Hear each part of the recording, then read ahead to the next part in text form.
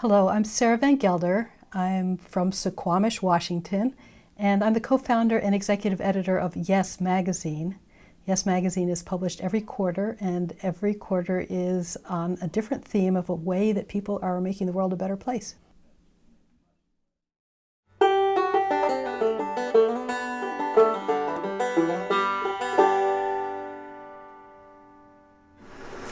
And then they go on with, again, just a couple lines of text. If you want to share your secrets, please email tips@gawker.com.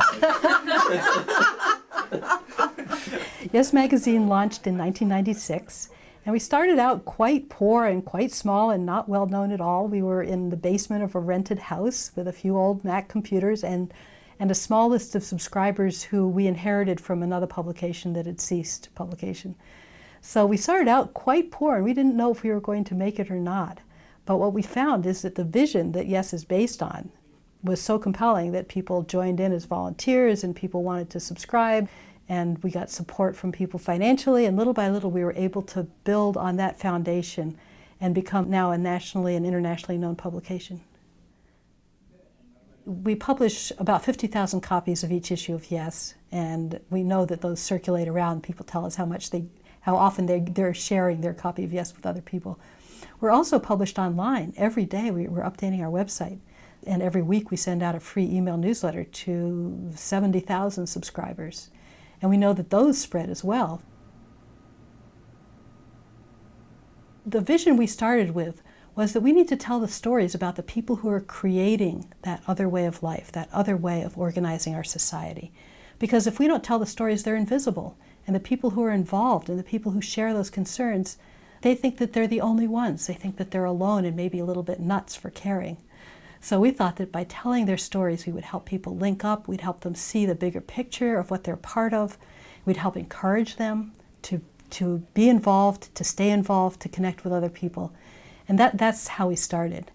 And if anything, that vision has expanded. More and more people now, I think, have come to that realization that with the climate, our way of life is unsustainable.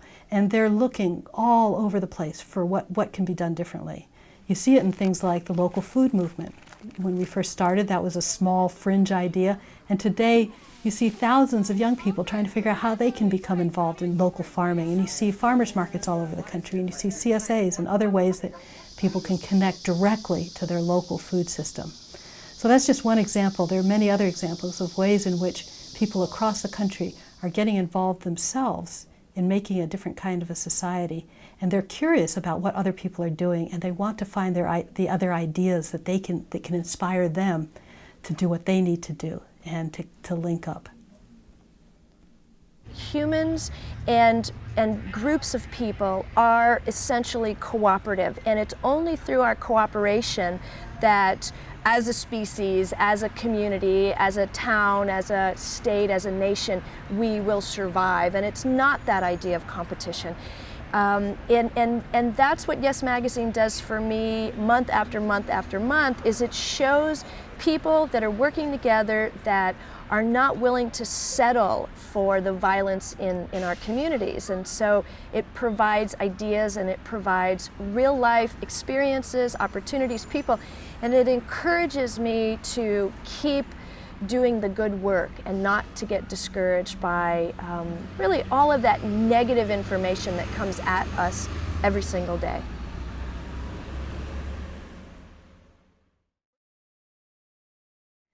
Well, I guess my own commitment to change goes back to when I was in India as a child. And I was exposed to two things that changed my life. One was this extraordinarily beautiful ancient culture that I just fell in love with. And the other was enormous poverty. And I couldn't understand why children my own age should be deprived and hungry and facing suffering. And I wanted to understand that. And so I came back to my own country and said, there's something missing here, and I think we can do better. So that set me on a lifelong quest to find out what is better. What kind of world do we really want that could bring about happiness and alleviate suffering? And I tried various things, becoming a community activist and helping to start a food co-op. And in the end, what I felt like I could contribute was storytelling, was finding the stories of people who are creating a better world and sharing them with other people.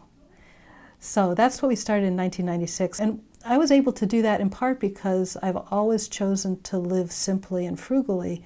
So it was possible for me to make very little money when we were in our early stages, when we didn't have very much money. I lived in a co-housing community. I helped to start a co-housing community here on Bainbridge Island. So it's a way of life that's frugal but very rich in terms of interpersonal relationships, in terms of community and sharing.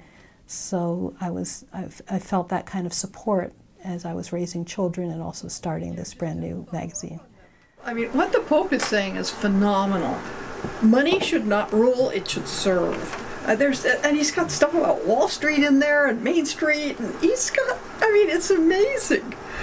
Sarah changed my life, brought me to Bainbridge Island, and life has been very good here. I'm glad, and we've been able to really build up, yes, from a very small outfit to a nationally recognized one. You may know we just won the Independent Media Award for General Excellence. That's the top award in our field, and we've been able to really grow substantially, and that's been enormously satisfying, because here you have this voice that more and more people are responding to, because they recognize, wow, the changes we got to make, we can't just make changes at the margin. We've got to make much more fundamental changes, transformational changes.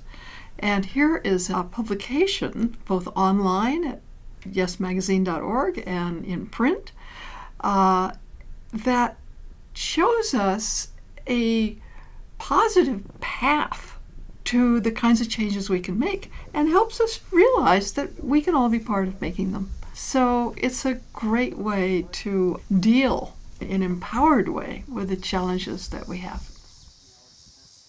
In the bigger scheme of things, I think we are introducing or reinforcing in the American culture the idea that people can make a difference, that we have the right to a better world, to one that is ecologically sustainable and just, and that we can do that by paying attention to and supporting one another in making the kinds of changes that are needed. That human beings have an extraordinary capacity for creativity, an extraordinary capacity for building what they want and having a better world as a result. And we don't have to give our power up to large corporations. We don't have to give up hope in the face of climate change.